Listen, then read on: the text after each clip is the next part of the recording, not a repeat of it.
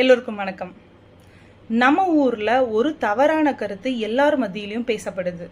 அது என்ன அப்படின்னா, ஒரு வாட்டி சிசேரியன் பண்ணிட்டோம் அப்படின்னா அடுத்த பிறக்க போகிற எல்லா குழந்தைங்களும் சிசேரியன் மூலமாக தான் பெற்றெடுக்க முடியும் அப்படிங்கிறது தான். இது உண்மையா? நிஜமாவே சயின்டிஃபிக்காக என்ன சொல்கிறாங்க அப்படிங்கிறத நம்ம இங்கே பார்க்கலாம். WHO-வும் ACOG-யும் என்ன சொல்கிறாங்க அப்படின்னா, இது ஒரு அவுடேட்டட் பிலீஃப், அதாவது காலாவதியான நம்பிக்கை. ஸோ ஏற்கனவே சிசேரியன் பண்ணவங்க அடுத்தது நார்மல் டெலிவரிக்கு ட்ரை பண்ணுறதுக்கான ஆப்ஷன் தான் விபேக்.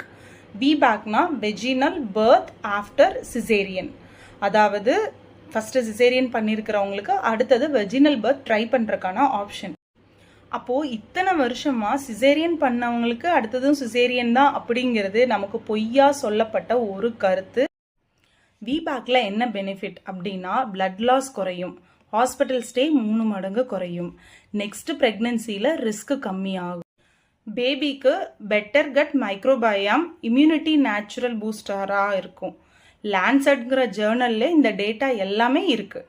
நம்ம ஏற்கனவே வீடியோவில் சொன்ன மாதிரி தமிழ்நாட்டில் சி செக்ஷனோட அளவு 49% ஆவரேஜாக. ஸோ பாதிக்கு பாதி சி செக்ஷன் நடக்குது. நீங்கள் இதை உங்களுக்கு தெரிஞ்சவங்க கிட்ட ஷேர் பண்ணுங்கள். கண்டிப்பாக நிறைய பேருக்கு இது பெனிஃபிட்டாக இருக்கும். யாரெல்லாம் விபேக் ட்ரை பண்ணலாம் அப்படின்னு நம்ம அடுத்த வீடியோவில் பார்ப்போம். மோர் இன்ஃபர்மேஷனுக்கு ஈட் ட்ரையை ஃபாலோ பண்ணுங்கள். தேங்க்யூ.